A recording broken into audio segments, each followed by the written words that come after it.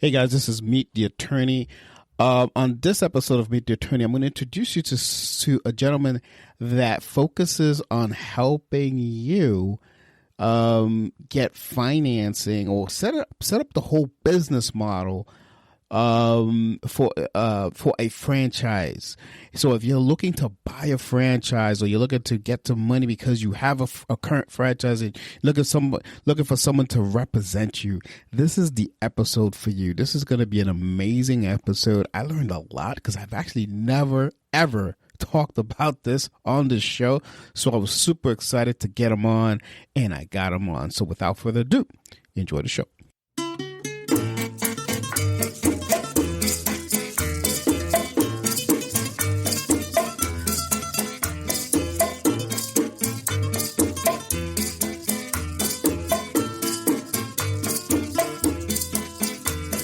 Hello and welcome to Marketing Solutions for Local Law Firms, the podcast that provides you with all the latest digital marketing tools, tips, and strategies you will need to implement in order to stay ahead of your competition.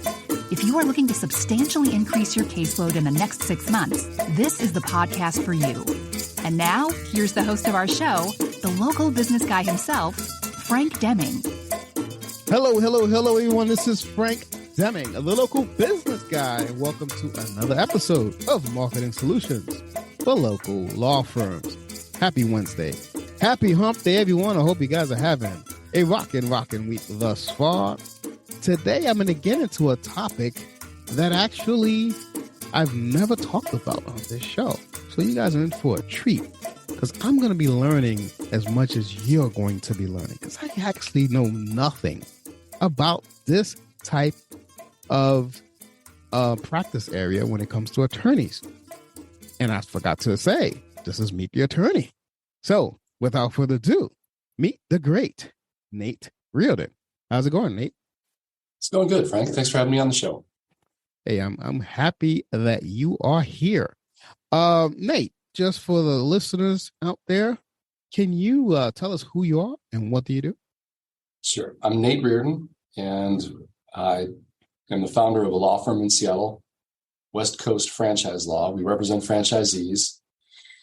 We help franchisees get their deals done. We help franchisees start up. We help them buy other assets from other franchisees, usually restaurants, and we help them refinance. We help them sell, and we help them partner up, strategic venture, and we are generally their business attorneys with respect to building their franchise restaurant empire.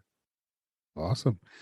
Like I said, I have never had anyone on this show, so I'm super excited about this topic because I've never had anyone on the show talk about franchising, and and definitely not an attorney that talks about helping small business owners franchising. Speaking of small business owner, I am a small business owner, and I'm just curious about something about franchisee because I remember I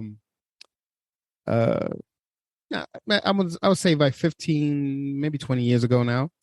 I remember going to a seminar and we was talking to this guy who was a business coach. So he was trying to get all our business coaches, or all of his clients to enter his business coach program. And one of the things he said that drew my attention, he said 93% of all franchises actually succeed. I don't know if that's true or not, but that was his selling point to tell us that he had a cookie cutter model to help small business owners reach closer to that 93%. But anyway, that's a little sidebar thing. But it leads me into my first question.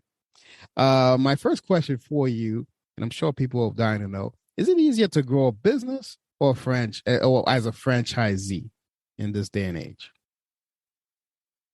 I can only give you my keyhole, and I'll give you a few anecdotes, but statistically, I don't know. And I got into it, I got into a debate with some other franchise attorney, like, are you more likely to succeed as a franchisee and not? What are the statistics? And yes, generally what I'd seen is that you are more likely to succeed as a franchisee because there's an infrastructure around you, and there's less for you to create yourself. Yeah. And he challenged me on that, and I don't know, it's just one of those conversations where like, yeah, it is, no, it isn't. Like nobody had any access to any actual stats. The 93% figure that you're quoting is that had gone through some kind of a sales tweak, because I've never had any like. There's not a 93% success rate on any format of small business startup. I would say this. There are some people who are just not franchisees. They shouldn't be.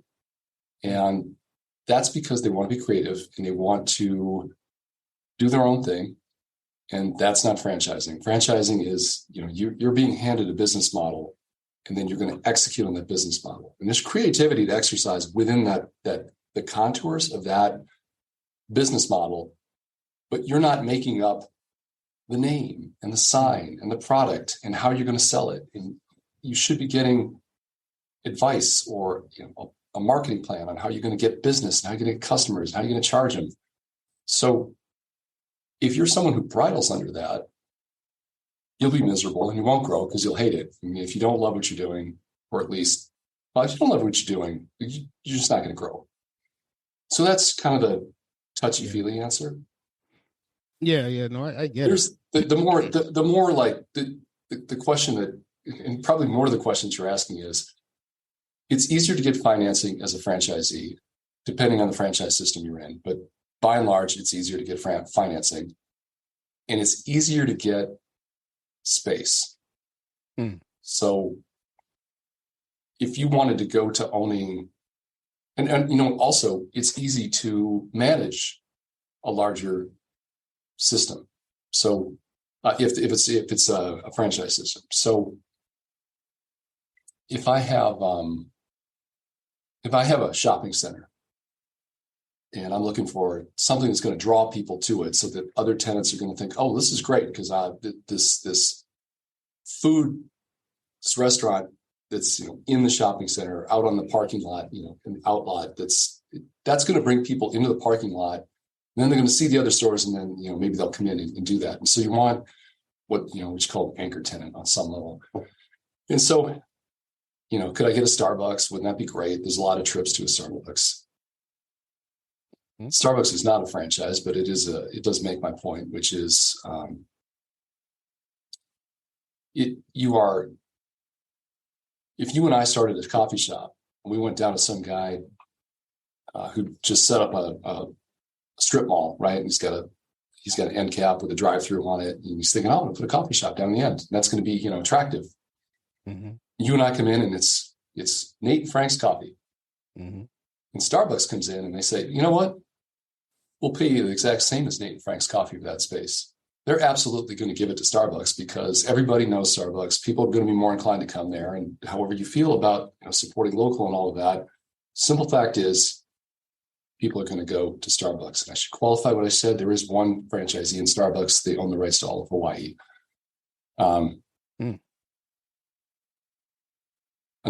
So that's just an example of like Taco Bell or McDonald's or Wendy's, all more likely to get attention from that landlord and be able to go into that space. They're going to have a leg up. I'll give you a different anecdote. I had a client who was buying 32 Taco Bells for, let's say, $50 million. And a large bank that we all know loaned him $50 million. And at some point when we were closing the transaction, doing the deal, I said to him, you had a lot of different options when you got out of school, because I knew his past. What made you choose to do this? And he looked at me and he said, hey, his name was Mike. Nate, do you think this bank would have loaned me the entire purchase price for these 32 stores if it was Mike's Tacos? No.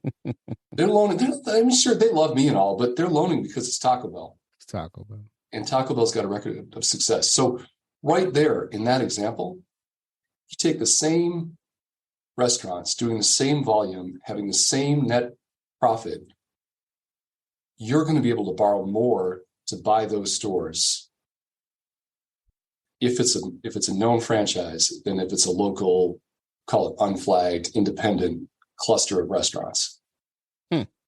So interesting. more access to capital, especially when you get larger. Yeah. You know what I find out of curiosity, I find that fascinating, by the way, but let me ask you this. Why? What was that? Is it really fascinating? I mean, I do, because I'm a business owner, so my eyes are kind of. It's not like the Northern Lights or something that's actually. But anyway, I'm kidding around. But no, it's funny because I was curious. What got you into this type brand of law? What exactly? What excitement you saw that you said? What opportunity did you see and say, "Wow, I want to help people do this"? I wish I had this great story where there was this guy walking along and the light bulb goes on and he passionately leaps into this niche. I wish that was my story. I really do. And I should probably make it up, right? I should probably redo my story, because who would know? No one. But Frank, I'm just going to tell you the truth. Okay? Sure. Right on. I appreciate that. I started life as a bankruptcy attorney. I got hired by a law firm that represented franchisees. And the franchisees at the time were having a lot of financial problems, and they wanted more people in their firm who were familiar with the issues that arose around financial distress.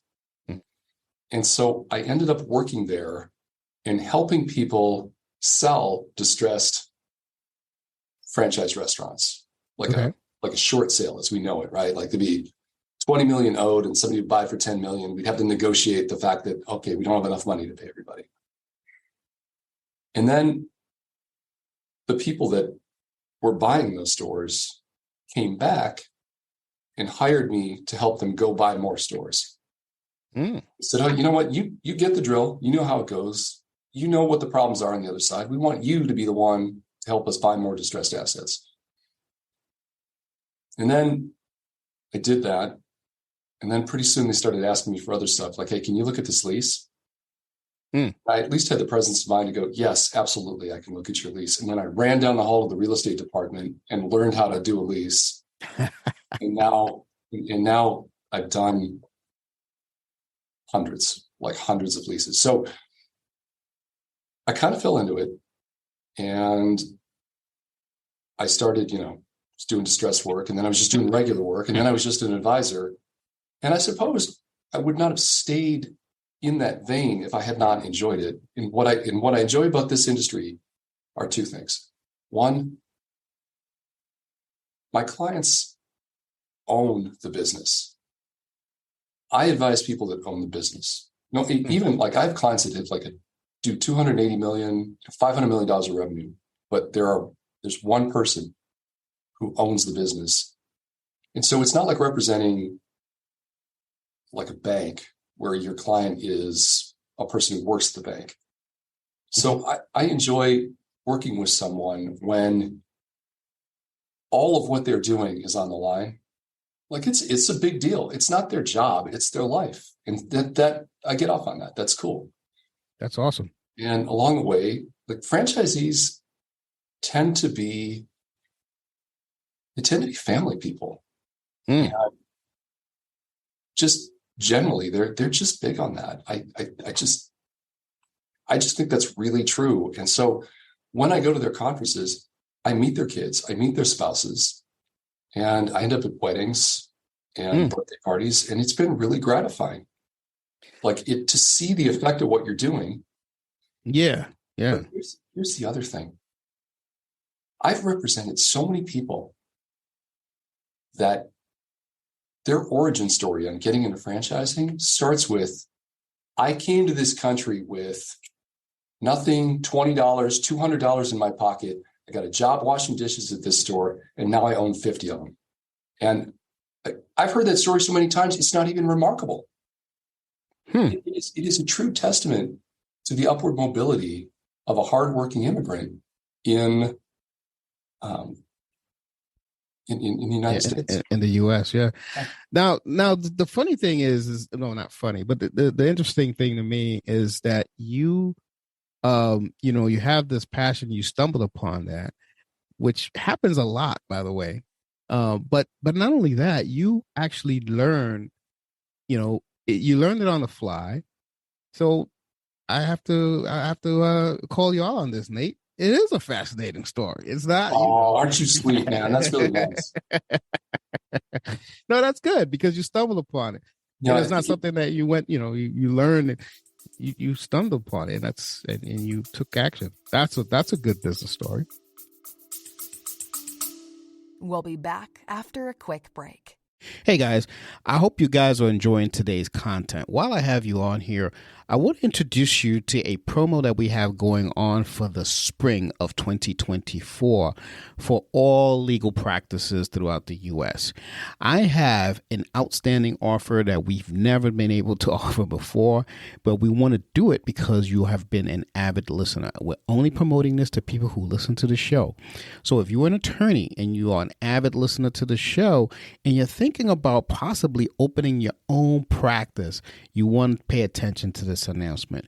We are offering a full website with hosting, SSL certificate, online booking service, online appointment management, and more, and much, much more, with a 1-year maintenance, all for $2,250. That's $2,250 one-time fee, and you have a full-fledged website. If you want to know more about this, just give us a call at 888-416-7752 or send us an email at info@lbmsllc.com. Just make sure that you mentioned that you heard it on the show, and we'll definitely get you that discount. So with that, I'm going to bring you back to the content. Right on. I mean, that's twice you've used the word fascinating. And in The Princess Bride, Inigo Montoya turns to the Sicilian and he says, "You keep on using that word. I don't think you know. I don't think it means what you think it means." Anyway. Well, I guess I'm easily amused. You guys, you're in the right place. You're fascinated by tales of business. So right on, man. Yeah, I love business stories. That's why I always ask that question usually, how do you get started and why this and yada, yada, yada. But moving right along, I just want to see, learn a little bit more about you and how you can help people who are, either listening to this or maybe thinking about franchises, et cetera, et cetera. Out of curiosity, what are some of the ways that we can leverage, your brand to grow businesses as a franchisee? Let's say, you told us some stories about some immigrants, and you actually going to their events. I think that's incredible in and of itself. But let's not even talk about that. But how does your brand grow business as a franchisee? We help you get deals done. And when you want to grow, whether you are developing stores, so you're going out and you're finding real estate and you're building, or whether you are buying somebody else, the more you let us in and advise you and give us the ability to share with you the benefit of our prior experience in us having a ringside seat at watching people succeed and fail at the same things, I think the more likely you'll be to succeed yourself. And I've had people show up and say, well, I'm going to do this. And part of the value of what you get from us is not just us, but the people we know. I mean, if you, in this context, honestly, in the legal context, if we can't help you with it, we know someone who does. Mm-hmm. So I will set you up with somebody who will do a great job finding you real estate for whatever venture it is that you're in. And I will set you up with any number of lenders or people who assist with lending and financing and help you work out the refinance of your stores with an eye towards adding more. And if you've got questions about well, look, here's where I am. How do I get to where I need to be next? I can definitely get you started. I can say, look, here's, you need to, your business needs to look like this in several different categories for you to be an attractive borrower for a lender. And you need to have this kind of infrastructure in order for you to be able to get approved to buy more stores by the franchisor. Or sometimes I'll say, you need to stop pretending that this franchisor is going to let you buy more stores, because they're not. And I know that because I know what this franchisor strategy is. You might need to think about adding a second brand. And let's talk about what you can do in a second brand, given that this is the brand you're in and there are rules around, what you can own and what you can do. You can't own Burger King and McDonald's at the same time. They both hate that. Yeah. You can't own another burger place. Yeah, obviously. Yeah, you can't do that. But I always thought that was, I didn't know there was an attorney that did that. I thought that was always the franchise that as a franchisee, I had to go out to use the attorney that the franchise had to help me figure this out. I didn't know that it was actually, you had to go out. Like the franchisor's attorney? Right. Yeah, they're not, they're decent people, but they're not there to help you. Not that way. Gotcha. I think if you asked a franchise, like, let's say I'm working with Taco Bell, and they got people inside and they got people outside attorneys, inside attorneys. Correct. I'm sure they all see their mission brightly as, hey, we're helping Taco Bell. And by helping Taco Bell, we're helping you.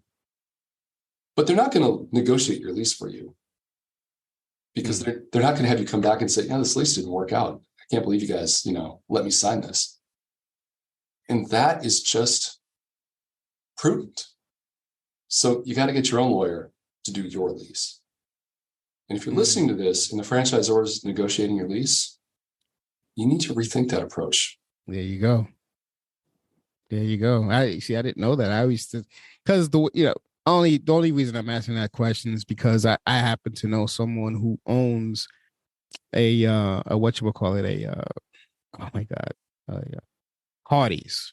I don't know if is there a Hardee's out in the West Coast? No, but I'm from Wisconsin, man. I used to go to Hardee's. Okay, cool. So, and I remember him saying, yeah, that, they provide you with a lawyer. They do, he was trying to convince me to get a franchise, and I'm like, I'm not into it. And so that's why I asked the question, because there are some franchises who, my example isn't probably exactly dead on, because if you're a McDonald's franchisee or Jack in the Box franchisee, you're leasing from the franchisor. They're going to buy the real estate, they're going to build it, and you're going to, on some level, they are negotiating your lease. Gotcha.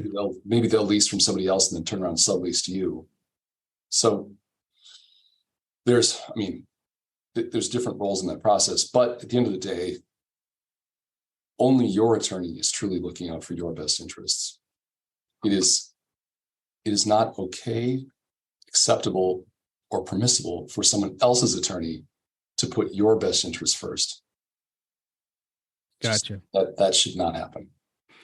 Now you've made a lot of references to restaurant franchises. Are those the only types of franchisees you work with? Restaurant types, Carl's Jr., et cetera, et cetera?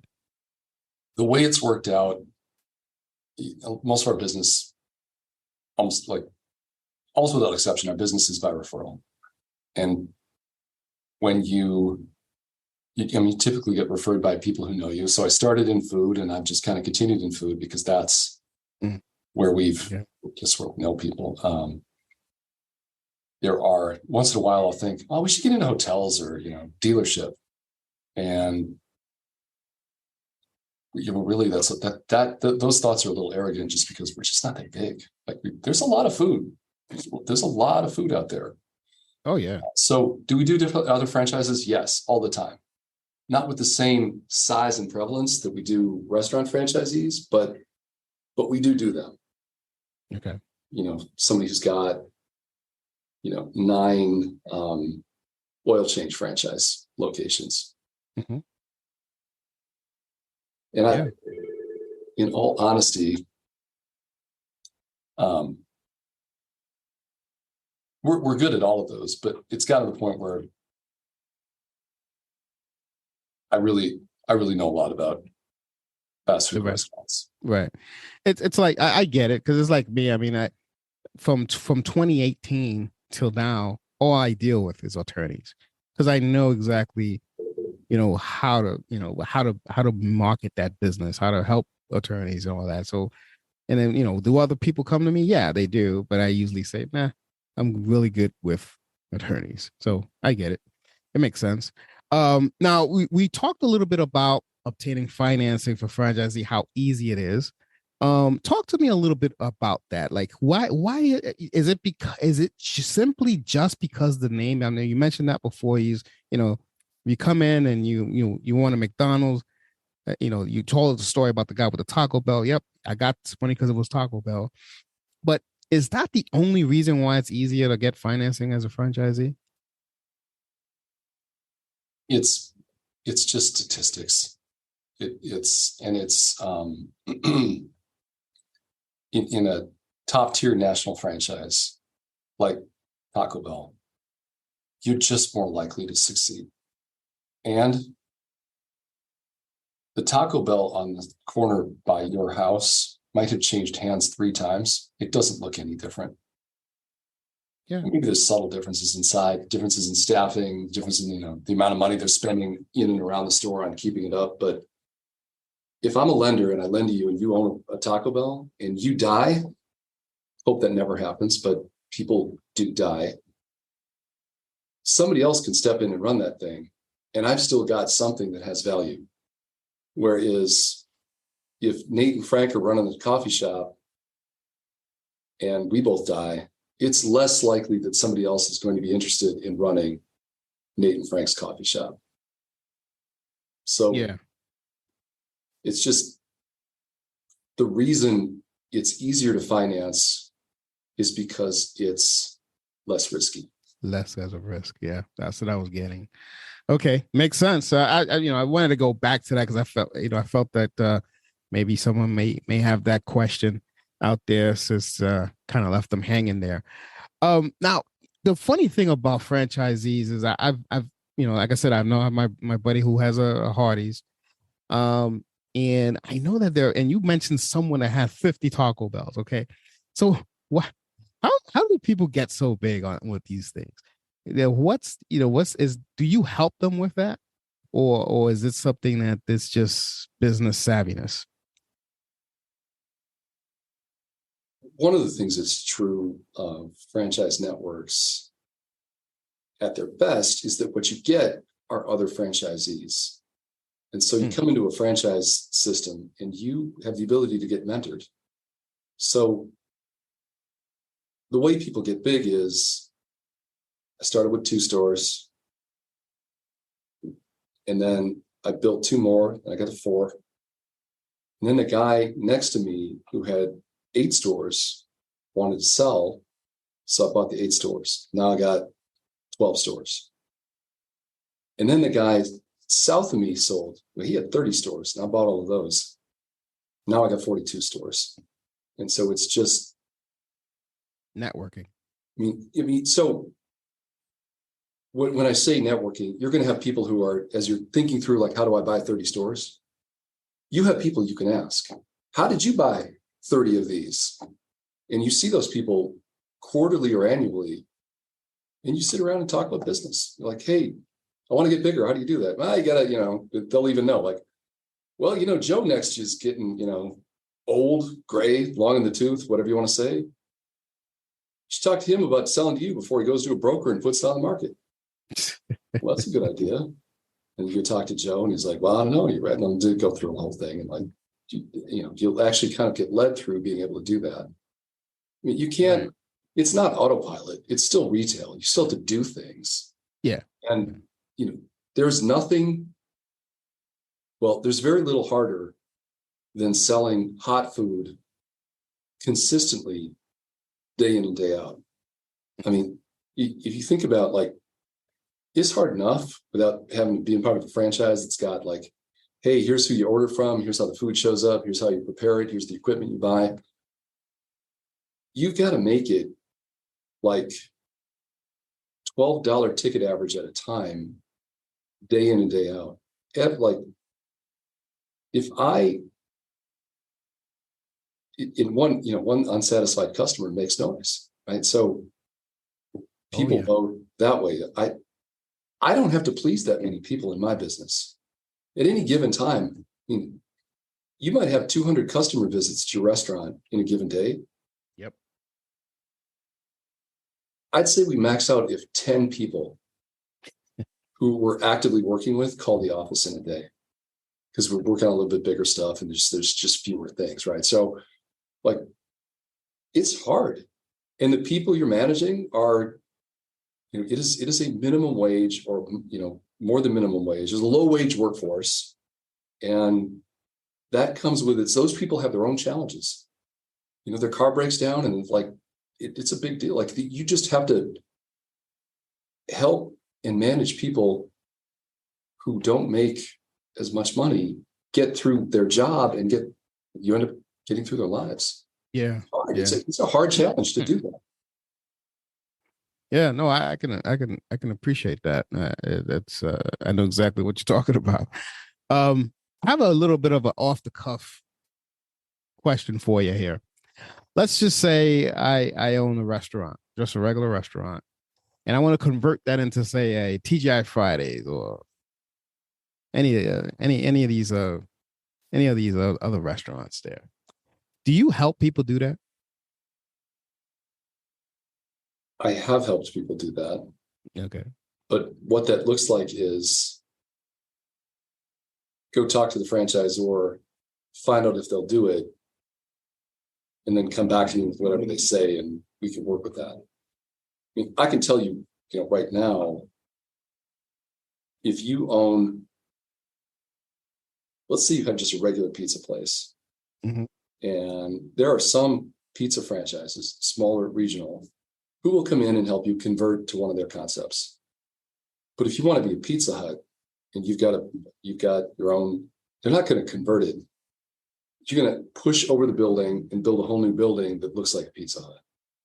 So it's got to look the same. Really converting. Yeah, I would say that converting to the same, but it's very rare. Ah, gotcha. Largely because they have, they've got their own floor space model. And also, like, if you're the kind of person who started your own independent restaurant, deciding that now you're going to do franchising, people just don't work like that. You just don't do it. You're just a different kind of person. You started a restaurant, and that's really cool. Like, that's it. But if that's what you're into, having a whole change into, instead of doing my thing, I'm going to do this exactly the way they say, their recipes, their menu, their pricing. I'm going to do instead of what I'm doing now, even though I got all the way to the point where I figured this out, built this thing, and I'm selling pizzas myself. I'd say it's, I wouldn't say it's never happened, but it doesn't happen very often. Doesn't happen often, yeah. But I was just asking you more in a sense for the audience, in case there was somebody out there thinking about something like that and say, hey, you know what? I'm struggling with this restaurant.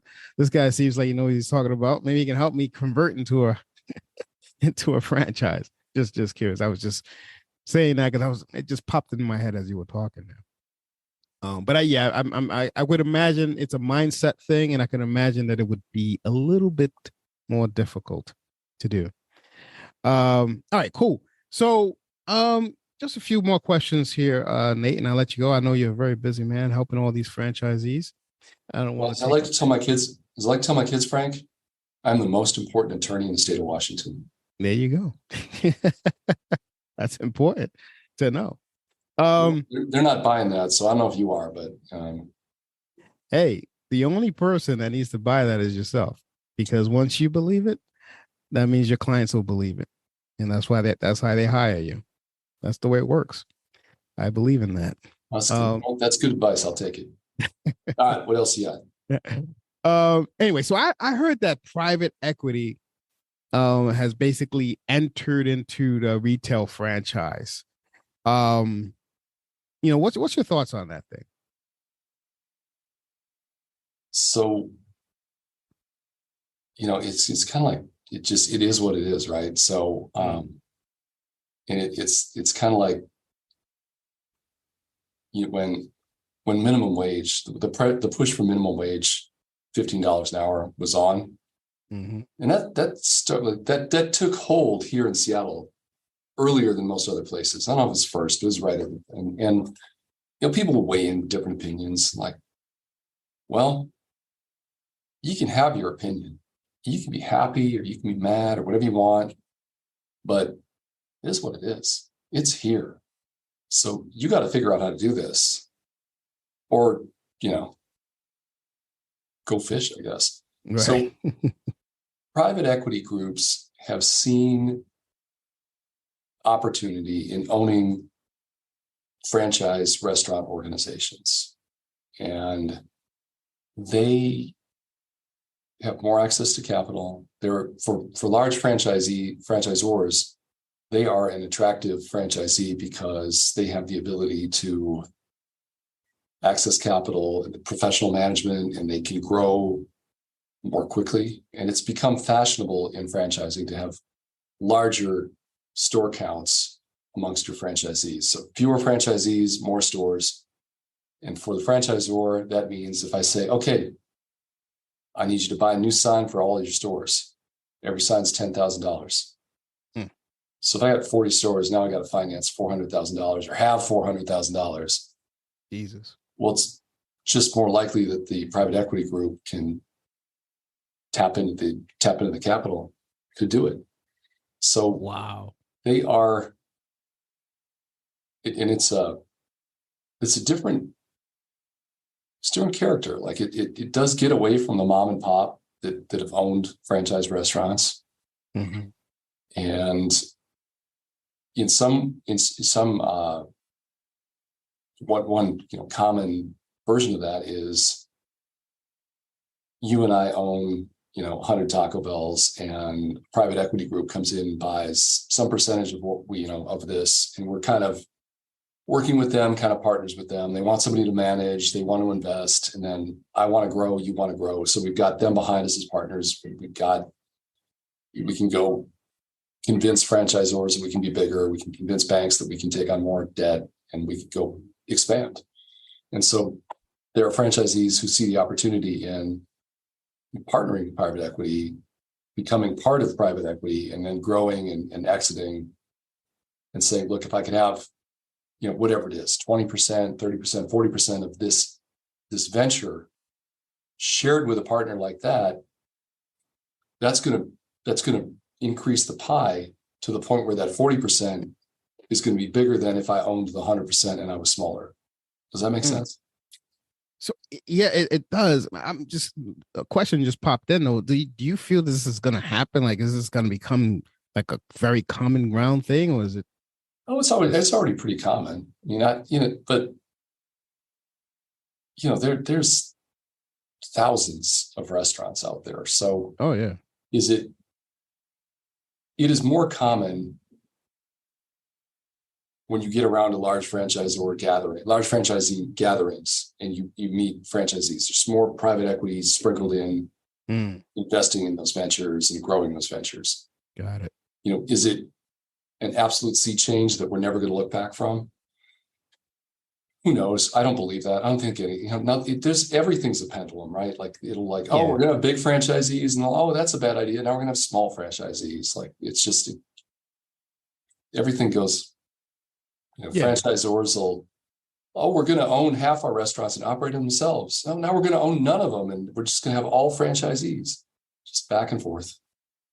Yeah. It's just the nature of the beast, if you will, right?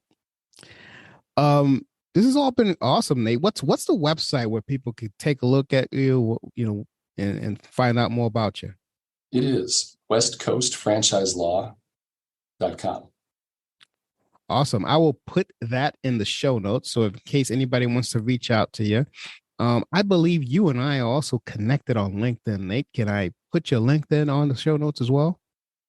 Yeah, that'd be great. Awesome. So there you go, guys. If there is anyone out there who's listening to the show right now, if you've been thinking about owning a franchise, or if you're having some kind of issues with franchises, I'm sure Nate will love a phone call from you just to reach out to Nate and see if he can help you out. I mean, he's a well-known lawyer in the Washington state area, and specifically Seattle. And I'm sure that he'll help you with any issues that you have. Before I let you go, I have just one more question for you. Is there anything I did not ask you, Nate, that you think will benefit the audience? Your audience should know that we represent people all over the United States. That awesome. A lot of our clients, most of our clients, are not in Washington State, and it's kind of interesting to me. When we all went remote, it was weird and different, including here for us, but it wasn't that weird and different because we've been operating remote for forever with respect to our clients. Yeah. I've had clients. I had one guy, he hired us when he was 11 stores, and we were with him until he grew all the way to 50 stores, and then he sold them all. And along the way, we refinanced, we renegotiated leases, we built new stores.